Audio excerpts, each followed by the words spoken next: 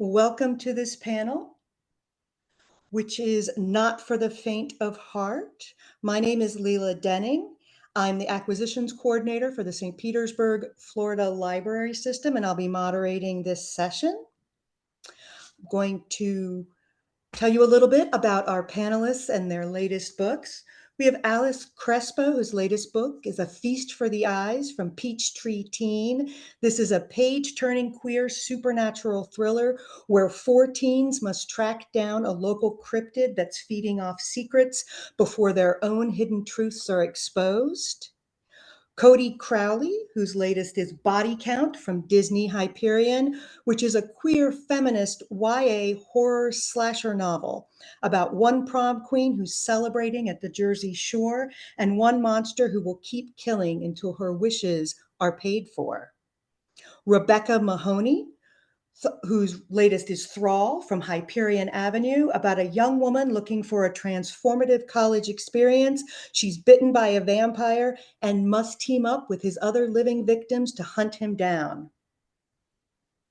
Helen Malone, whose latest is Groupies from Mad Cave Studios. It's a sexy, femme-focused look at the dark side of music fandom. There's a wild night at the Fox Club, and the coolest, hottest, and wildest girls on the strip meet the edgiest up-and-coming band in town. However, something dark is pulling the strings, and the girls are about to discover the true cost of rock and roll. And then we have Adrian Wassel and Nathan Gooden, who the creators of Post Malone's Big Rig Volume 1 from Vault Comics. It's set in medieval Europe, where the only thing standing in the way of the horde of demons infesting the continent is a mysterious armored 18-wheeler seemingly sent from the heavens. So now we're going to welcome all of our panelists. If you could each give us like a 60-second elevator pitch in your own words for your book. I can start with you, Alex. Yeah. First of all, thanks. Really happy to be here with everybody. So my book, A Feast for the Eyes, is it's about a group of queer teens in a small coastal Oregon town who are hunting down a cryptid that seems to be feeding on people's secrets. It's a story that's really focused on their small town upbringing, on the sense of paranoia of being a teen and the fear of being perceived and being found out for things that you feel that you want to keep a secret or things that could genuinely cause turmoil in your life. So, yeah. Thank you, Alex. How about you go next, Helen? Can you give us the 60-second pitch for your book? So Groupies is a sleazy, scary tale set in a kind of satanic panic era rock and roll melee, and it's about groupies going on tour with a band and finding out in many different ways the cost of rock and roll, or I could say what rock and roll is willing to pay for with them. And it's also about kind of friendship and about kind of being different, being seen as differently from the outside from how you perceive yourself from the inside. Yeah. All right, thank you. Codie, Oh. can we hear from you next about Body Count? Yes. So it's a supernatural slasher that's like Candyman meets the Jersey Shore. And it's about a girl named Sunday Valentine who met a ghost at the bottom of a motel pool in Wildwood, New Jersey when she was a kid. And he offered her three wishes, but he didn't mention that the wishes had a price. So once she realized that, she barely escaped with her life. She basically managed to legally blonde her way out of paying for the wishes. And now she's a teenager and it's prom weekend and everybody's going to Wildwood, which is a very important New Jersey tradition, and she has no choice but to go, or else the party circuit will be thrown into chaos. So she's going back to Wildwood, but she thinks that he can't get her. You know, she did legally blonde her way out of paying, so he can't collect the wishes, but he is waiting for her, and he is going to make her pay. All right, and Rebecca. Good morning. First of all, sorry for any intermittent raspiness. I've got a very spooky head cold. But my book is Thrall, and it's about a young woman who is starting college a bit late. She's 23 years old. She's been tied up in family responsibilities for the past few years, and she's ready to finally live her own independent life. And then she immediately gets bitten by a vampire and has to fight not only for her life, but for her own autonomy, and for control. And it's for all of the Dracula fans out there who wish that Lucy Westenra got the opportunity to fight for herself. Nice. All right. And finally, Adrian and Nathan, however you guys want to split this up. Oh, cool. I think I'll go first. Thanks everybody for joining and tuning in. And I already told the panelists I'm not actually in a cage. This is for my puppy who's not here today, so he can hear me.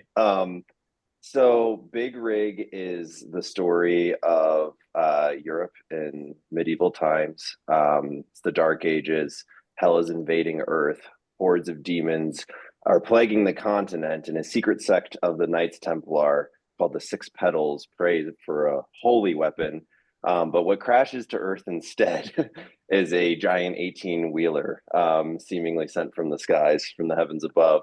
And the story is really about three different characters from very different faith backgrounds and ethnic backgrounds coming together and sort of being stuck in a cab of a truck together as they use it as a weapon to battle back the hordes of hell. It's total grindhouse horror madness. You just got to keep the pedal down, momentum going, and suspension of disbelief, going. So it's a lot of fun and totally wild. All right. Is there anything you wanted to add, Nathan? No, I think he nailed it. Pretty much, yeah. All right. All right. We're going to open up with a question for you, Alex. Your story is set, it's about a coming of age as a queer kid in a small town. Can you talk about how the small town setting shaped the story? Yeah, I think that it was really central to building that story. It's definitely a theme that I've explored in my debut novel as well. Coming from a background myself where I grew up in a small town where I felt like my business was everybody's business. I think that's kind of like ripe for horror and for writing things, especially a book like A Feast for the Eyes that's really focused on anxiety. So in a lot of ways, like that's pretty much the core theme of the book is how anxiety is able to manifest and also just kind of like ferment in an environment where you feel like um, everybody is always looking at you. And it was really fun also to play with the concept of these kids being in a small town where there's not that many people. So there's this sense of pressure socially, but at the same time, they're often in situations where there aren't that many people around, where, you can't call out for help because, you're not in this populated city, you're not in an area where people can come running. So that's kind of like a fun dual thing that I like to explore in A Feast for the Eyes. Thank you very much. Rebecca, so vampires are back again. There's a lot of authors creating new twists on what's really an established horror subgenre. Can you talk about how you used vampires to talk about sort of trauma and assault? Absolutely. So when I decided that I really wanted to write a vampire story, I kind of wanted to get back to basics in terms of what scared me about them in the first place. And what got under my skin initially really was that loss of autonomy and how in a lot of the classic vampire stories, and I'm from New England, so a lot of the classic sort of vampire folklore from my area, there's this initial bite, and then there's a period of a few days to weeks when you're still alive, but the monster is continually coming back to feed off of you. And what's really scared me is the threat isn't just that the vampire hurts you, but the vampire can also override your own self-interest and sense of safety, and your mind is no longer a safe place. It kind of felt like the logical conclusion for me to read that as a physical and mental violation. And I actually got feedback from someone early on, not someone I ended up working with, that really strongly felt I should tone that down. And it made me second guess myself for a while because I was kind of like, ooh, that's the point. Is it bad that that's the point? But the more I thought about it, the more I was pretty confident that it would be a little unrealistic for Lucy not to experience the bite like an assault. So I felt like if I was going to take that as seriously as I could, I needed to sort of let it fully play out in the text, both in terms of how Lucy conceived of the bite, how her friends react to it, and how there are certain forces within the university that might find it more convenient to sort of sweep her under the rug. So once I really gave myself permission to dig into that, the story really opened up in a lot of ways. Thank you. Helen, your book really kind of fleshes out groupies instead of leaving them as the sexist mythos. These are women with dreams and hopes and goals, and you really get into the personhood of the women. Can you talk about the importance of showing each of the women as sort of independent, complex characters versus the kind of dehumanization, one-dimensional shell that's usually used to portray them? Yeah, thanks very much. That is a great question. I mean, for me, I think the experience of being a woman and especially being a girl, being a teenage girl, is to a large extent quite flattening. There's a lot of being seen from the outside, and there's a lot of having your complications maybe taken away, your edges kind of filed off. There's an experience, I think, for a lot of people of kind of objectification. And I think for groupies, that's like almost at its kind of zenith. It's getting very close to the kind of edge of the spectrum. In terms of behavior that leads you to kind of be flattened by society. So we know that any groupie is obviously an individual person. So I thought that was such a fascinating kind of idea to delve into kind of how we all know how it looks from the outside, but delving into kind of the interior life.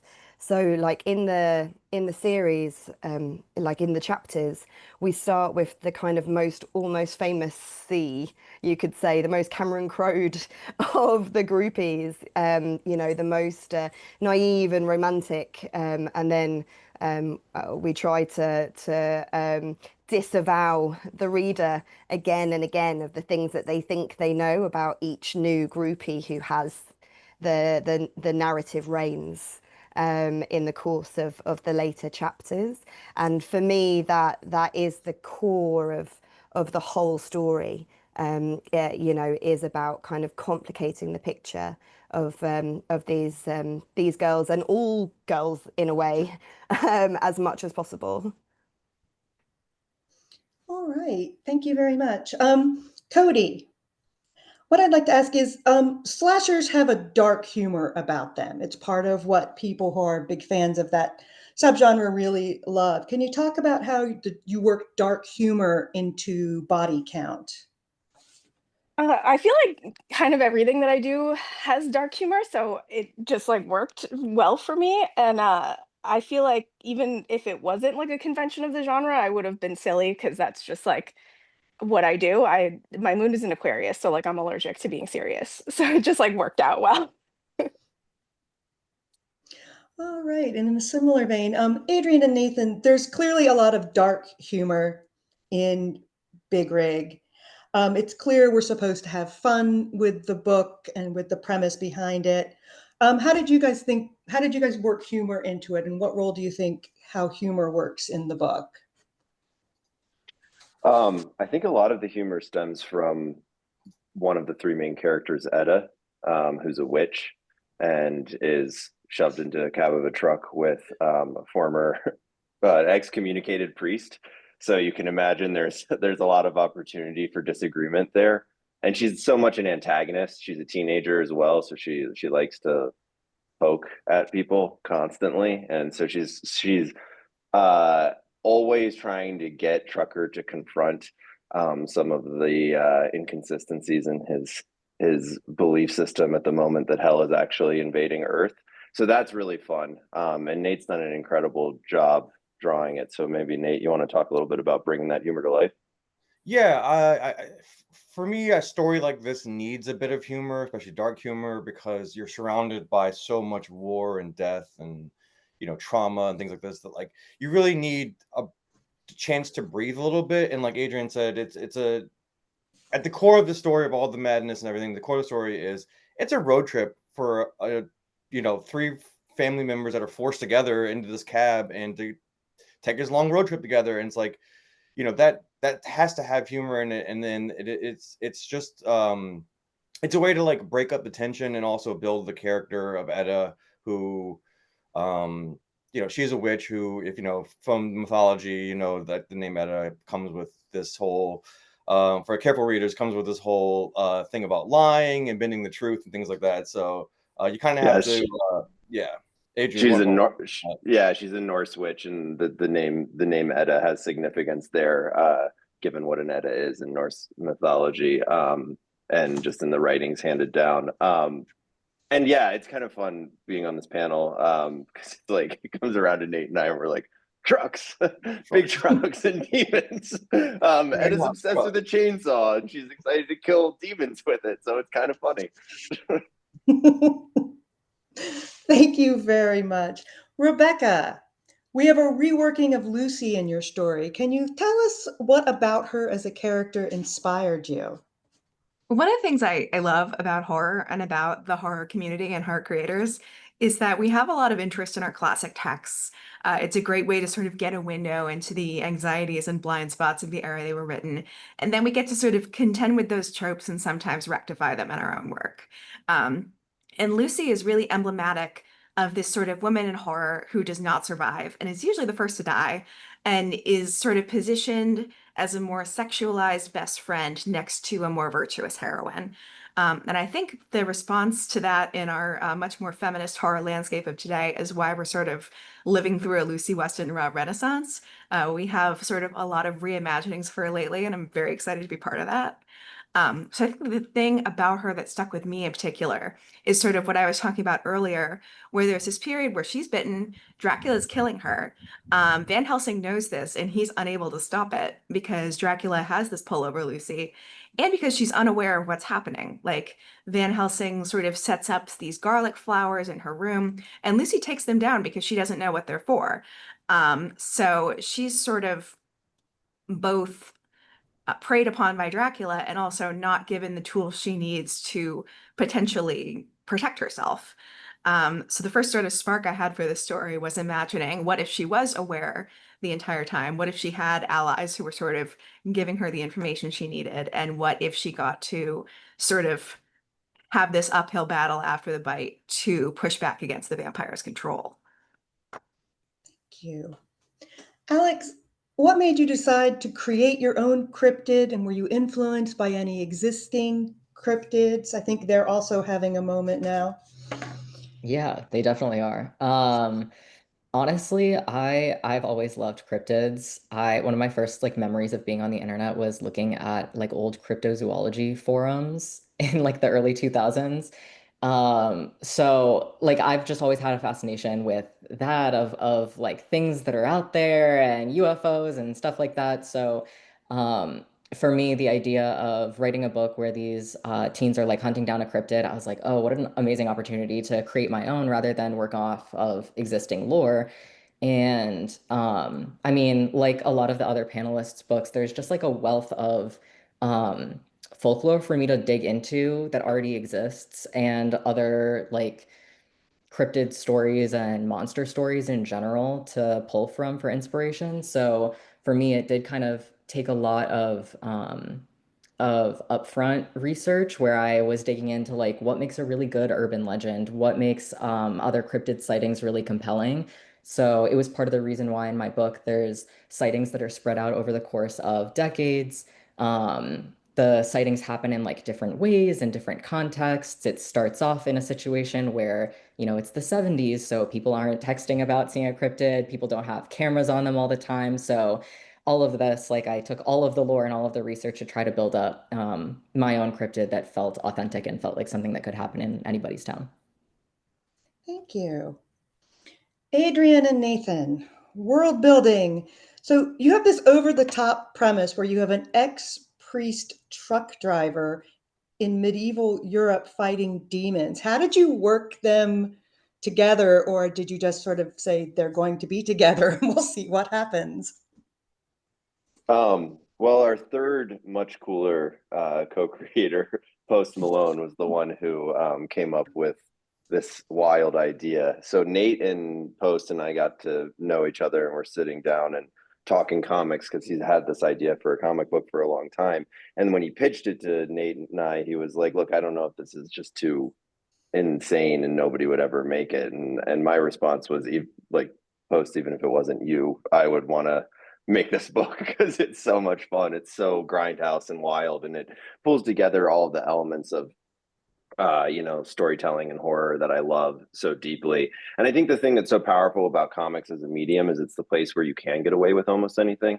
We have books like Teenage Mutant Ninja Turtles that are so ubiquitous and so loved and so universal that you forget for a second sometimes what the title actually is.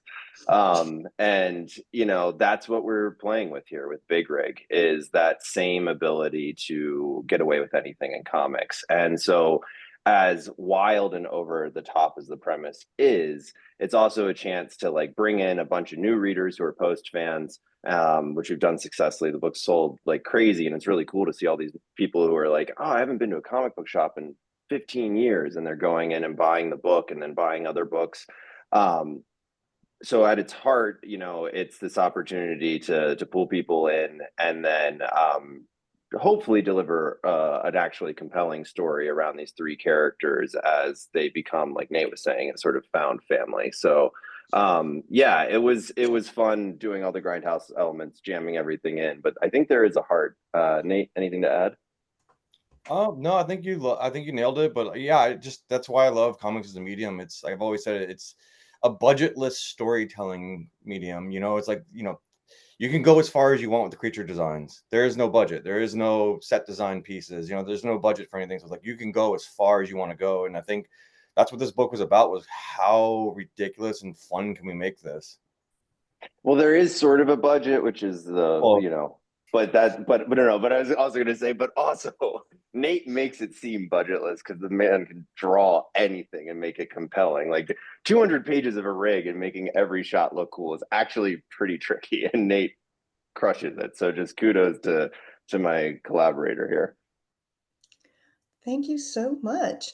Codie, sexuality, discovering your own, and also how sexuality plays out in high school. It's part of the book. Can you talk about what you wanted to say about sexuality in the book?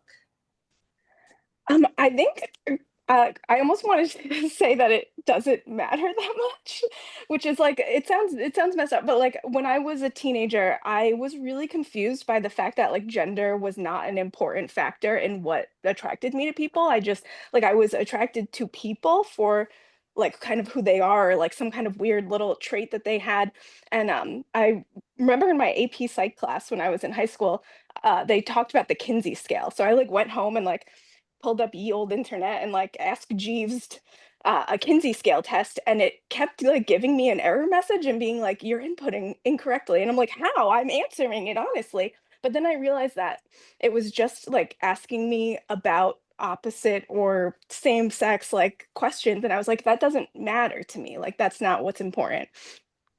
So I think that I wanted to have a main character who like feels that way. Like she is like focused on like little details of people, and that's what makes them attractive to her, more so than like what their gender is. And she doesn't really like question it or think about it too much. It's just like what comes naturally to her.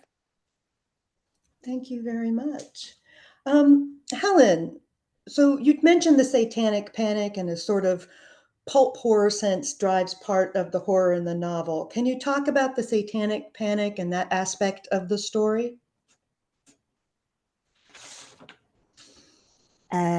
Sure. I feel like the Satanic Panic is such a fascinating it's such a fascinating era, both in the UK and in the US.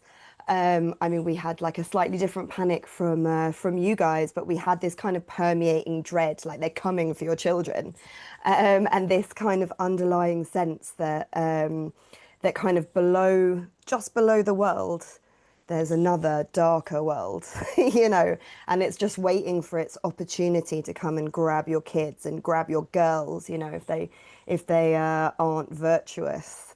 And So I was kind of really, with Groupies, I was really interested in this kind of concept and maybe literalizing it, and looking at some of the things that I kind of see in the world that to me do have this incredibly dark underbelly aspect to them, especially in, for example, the music industry, and kind of being very literal in a way about what I see as like the emotional truth of those real, very real, unfortunately, staggeringly real horrors, and kind of exploring how much that kind of machine that you could definitely put a kind of satanic face on, doesn't really care even a little bit about any individual that is feeding it, you know?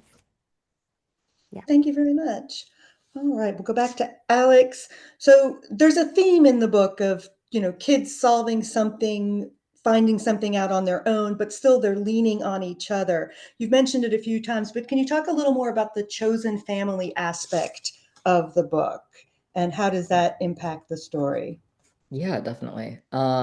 So this book was really fun for me to write as an author, and also will hopefully be fun to read. But like it's mainly because the four main characters they come in like two pairs. So it's two sets of best friends who vaguely know each other in school, but they haven't really interacted much prior to the book starting. So that was really fun to write for me, where it's, you get these glimpses of these really authentic friendships that already exist. But finding ways for characters who have, essentially like polar opposite personalities to relate to each other on a deeper level was really, really fun.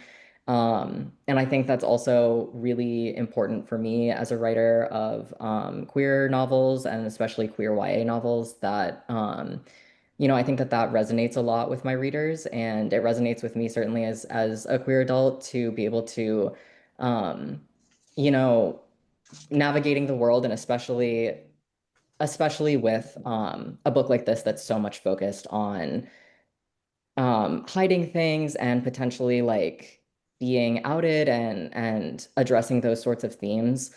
I think it was really important for me to focus on how are these teens finding avenues where they can actually feel seen, and who do they feel safe with, and what does that say about the environment that they're in. So it's definitely central to the book for sure. Thank you. Rebecca, so this is your adult debut.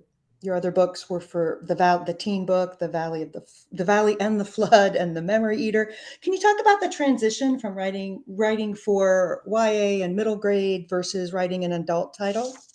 Yeah, absolutely. So this was something that was constantly on my mind, of course, especially since it's a book about a college freshman. So Thrall really rode the line between YA and adults. And I know I had a few people saying to me like, well, why don't you just make this YA and continue with your usual brand? But from early on, I was pretty confident that I wanted this to be an adult book. Like the characters are still young, it's still a coming of age book. But The Valley and the Flood and The Memory Eater both felt a lot more like figuring out identity. Whereas Thrall was more like, for the first time in my life, I'm alone. I control what I do. So what do I do with that? And especially once I decided to make Lucy an older freshman, the themes really like solidified because her voice could have this maturity that didn't fit YA. But even though she has that, her adult life has sort of been deferred until now. And I think it also changes in terms of my intent when approaching certain scenes, especially like triggering scenes. And I don't want to be didactic or pull punches when I'm writing about mental health for teenagers, but I am still kind of approaching it with a duty of care. I don't want to leave a reader in a place long term where they're feeling bad. Whereas for adults, I have a bit of freedom to be like, no, I want you to feel bad sometimes. So the distinction is like when I'm writing psychological horror for teens, the aim is to say like what you're feeling is scary, but it's normal. And when I'm writing horror for adults, it's like, yeah, what you're feeling is normal, but it's still pretty scary. All right, thank you. Adrian and Nathan, the art has both a lot of sort of gruesome scenes, there's gore, there's guts, but it also has beautiful character work. There's exquisite kind of detail in it. Can you talk a little bit about how that art worked with the story? Yeah, for me, just getting the story across my desk, it was definitely about making this world feel real and inviting you in, because it is such an overtop idea that I want the monsters to be scary, the world to be scary. We initially had like colors, and I was like, no, I want this to feel very like the war is already lost. I want the color drained from this world already. It's over. So it was very much about like creating this world that feels lived in and bleak. And then on top of that was really focusing on the three main characters and giving them just a depth with their emotions. Like I've always focused on facial expressions, hands, things like that, because they can be so expressive. And I want them to feel real, because at the end of the day, this is a story about three people from very diverse backgrounds that are forced to work together. And with that comes a lot of humanity and a lot of, really hard, tough conversations, like a Mongolian woman speaking with a Christian man about their beliefs in this time period and having to work together can be very challenging. So, and I think that making these characters real was my main focus. All right. Thank you so much. Helen, in your book, there's a sense of a mass hallucination, and it's kind of very much suggested because the artwork is so dreamy and beautiful, and the story rolls out in vignettes. Did you work with the artist to create sort of the storyboards and outline it, or was that something that your artist developed independently? The artist on Groupies, Tula Lote, is, she's just such a kind of phenomenal generational talent. It's almost like far be it from me to do more than just, give her kind of the story that we want to tell, and then let her kind of interpret it and let her have fun. A lot of the dreaminess comes through that artwork. We talked a lot about where it sits for us kind of tonally, films that we like. We talked a lot about the drugginess of it. We wanted each of the girls' experiences in the different chapters to have that slightly different feel, because they have a different experience, they have different drugs that they're on, and these things all kind of color how they're seeing the world.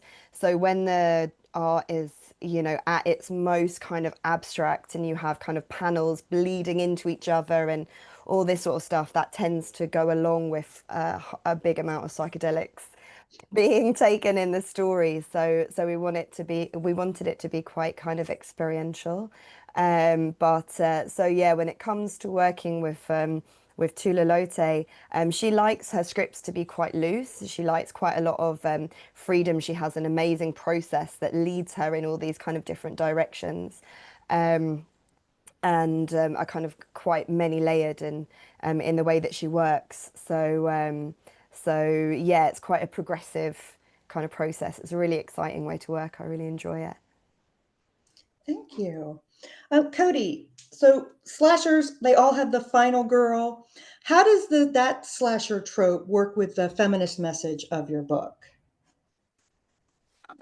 So I feel like there's been a lot of slashers that are like, not very feminist. But there is always like this slight like feminist power in it. Obviously, you have a lot of final girls who are like they have to pass like a purity test basically to be the final girl. They can't have sex. They have to be like not too masculine, not too girly. They like can't be the instigator of why the slasher is like coming after them. But ultimately, there is this moment where they decide to stop running, and they, like have this kind of triumphant decision to fight back, and the power in like them being blood spattered and terrified and like alone in the dark of night and knowing that they are going to kill what's trying to kill them has always been like a very powerful like feminist message to me. So I kind of wanted to take that feeling and then combine it with the fact that my favorite character in every slasher is usually the one that dies either first or very early on, and she's kind of like, I call her the nympho bimbo, because she's like the one who like wants to have sex. And a lot of times it's interesting because in the scene before she gets sliced and diced, she's like enjoying the act of sex, and I think that that's part of what makes it like bad, is that she's like enjoying it. So I wanted to kind of have the character who is the nympho bimbo archetype be the final girl. Thank you so much. I'm going to ask you all a question from the audience, and we can start with Alex in giving this answer. So Nicole asks for anyone or everyone to answer, is horror your favorite or your easiest genre to write? Oh, that's an interesting question because for me, I feel like horror is easier for me to write only because I feel like I'm familiar with the genre because I love it so much. Um, I imagine that probably like sci-fi authors probably would answer the same way if they've been like, reading sci-fi, watching sci-fi for their entire lives. I feel like being immersed in horror and loving horror since I was like a little kid, I think informs my ability to like know the genre conventions and like play off of things that have existed for decades, if not like a century. So, um, it also presents a lot of unique challenges. I think there's so many avenues that you can make horror your own that it sometimes gets overwhelming, but yeah, I would say that it's my favorite. All right, thank you so much. Helen, I don't know if you've written any horror before, or have you delved with it? Yeah, I mean, the same, I would say, as Alex. Horror is definitely my first book, Never and the Bloody Queen, was folk horror. And like the horror melee, it's kind of been my like creative and also is that Sorry. from me? Can anyone else hear that? No, it Yeah, was Just it was summoning a a quick demon. It's all good. yeah, it was I a was just like, motorcycle, possibly oh, from I see. I Adrian's was book thinking passing. the Um, power she has. Um, but uh, um, but but for me, I mean, I recently went back to school. I did a master's in creative writing, kind of broadening out my practice into prose and things. And I found that when I was trying to write literary stories, kind of almost anything that I tried to write ended up having like a grotesquerie to it, or it ended up having a horror aesthetic. And sometimes I wouldn't even see it, and I'd hand in this kind of supposedly literary kind of short story and they'd be like, oh, it's very horror, because you can't help but kind of bring, bring this kind of aesthetic. So I think, yeah, I'm enough of a fan that it just seems to automatically become horrible no matter what I try and write. all right, how about you, Rebecca? Echoing bits of what Alex and Helen have already said. I live horror, I breathe horror, I fall asleep to it. So it's definitely my favorite genre to consume. In terms of books, my first two books, The Valley and the Flood and The Memory Eater, were both fabulism, which is kind of a fantasy inflected real world. So I do really sort of gravitate to that genre as well, but it's always a little creepy. Like Helen was saying, there's always a bit of the grotesque. Those two books are monster stories, even though they're not explicitly horror. And I have had friends say, "Oh, I'm so sorry, I can't read your book. It's too scary for me." And from my perspective, I'm like, "Oh, it's not scary." But I will say that writing Thrall as my first sort of true horror book really opened up a lot of avenues in terms of sort of going back to my favorite media, my favorite movies, my favorite books, and really watching it with an eye to the setup, the pacing, the payoff, the tension building. So it was a good little sort of masterclass for me to step it up a bit. Awesome. And if anyone else in the audience has a question, feel free to drop it in the Q&A or in the chat. Codie, how about you? Is horror your favorite, your easiest genre to write? Yes, absolutely. The first stories that I ever told myself as a kid were like horror stories. I had like a it was like an Eagles record that I would put on, and I had like big headphones, and I would listen to Hotel California over and over again. And I didn't like get the drug allegory yet. I just would picture this haunted hotel, and it was so like spooky and comforting, and I loved it so much. Did it constantly, and I also had Dance Macabre by Camille Saint-Saëns on a record, and I put the cans on and like pictured the skeletons all dancing around, and it just like comforted and delighted me. And so everything that I write is horror, everything I watch is horror, my whole life is horror.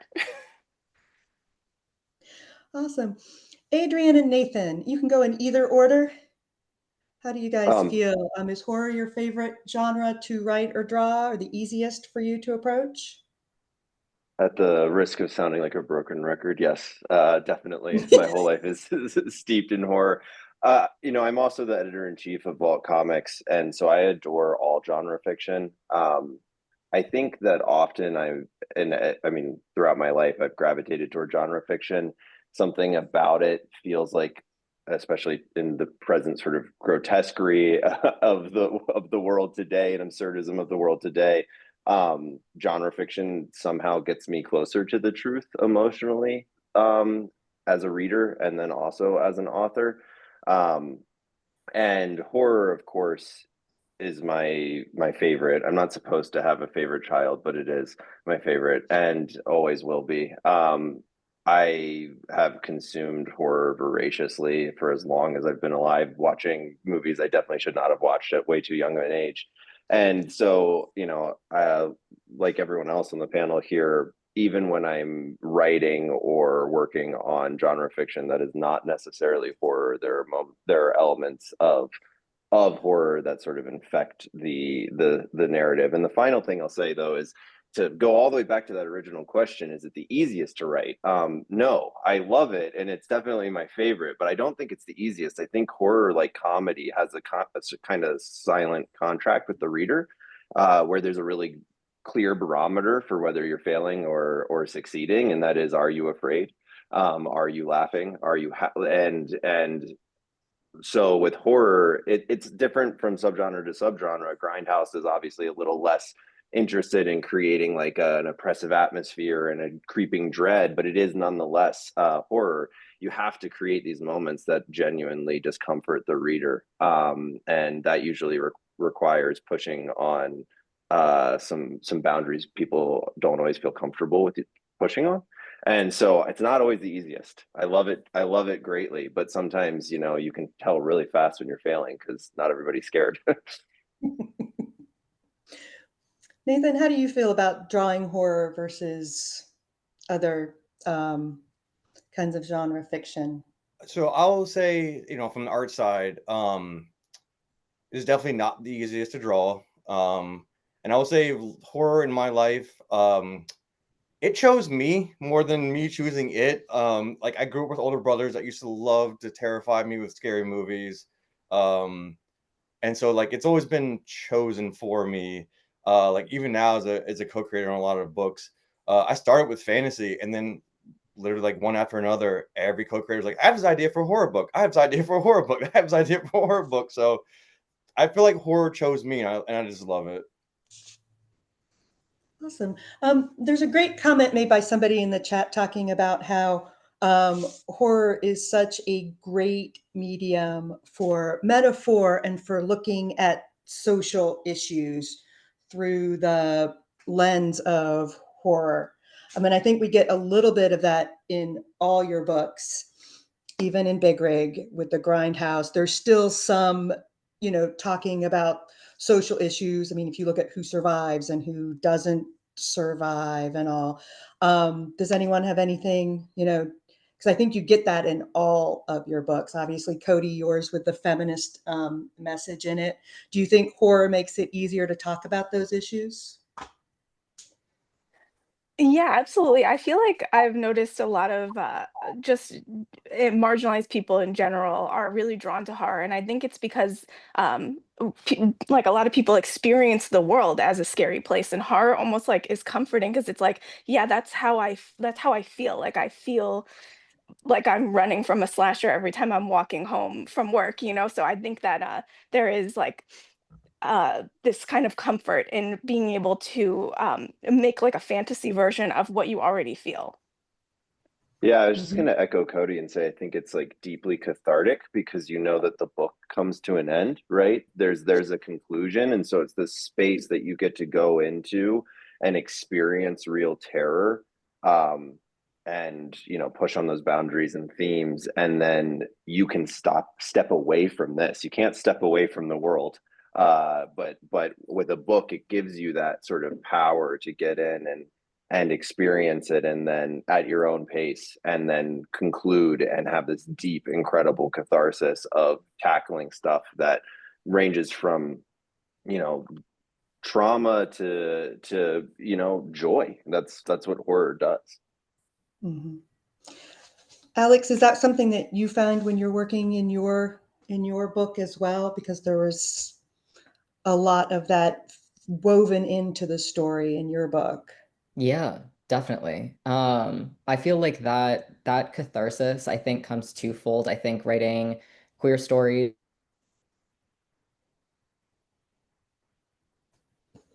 like the fact that horror can kind of validate this feeling of terror that a lot of queer people feel, and even in the context of stories that aren't necessarily about like, about being outed or aren't focused on queer, there can be this undercurrent of fear and undercurrent of even just like the fear of, again, like being perceived, and the fear of just existing as you are, I think, is something that can kind of be this like low simmer in the background of a lot of queer people's minds. Um, and then the YA aspect is also really interesting because, when you're a teenager, a lot of things, it literally just feels like the end of the world and like you're dying. And I think it's cool to be able to validate that because your whole world has only been 16 years of life, and a lot of times you're experiencing things for the very first time, and it is the end of the world, kind of. So, to be able to kind of like externalize that and create monsters or situations where these teens are it is like it might actually be the end of the world, I think is kind of fun, and hopefully it gives readers the sense that their feelings are valid and big and needed. Thank you so much. I think I have gone over, but thank you so much to all of our speakers. I can tell you all the books were a good time, and I'd recommend all of them. Thank you to everyone in the audience for joining us today. Next, we have 3 concurrent panels: Small Heroes, Big Quests, Panels with Punch, and How Kodansha Manga Gets Made. So thank you again, everyone, and I hope you all pick up some scary books. Thank you so much. Bye-bye.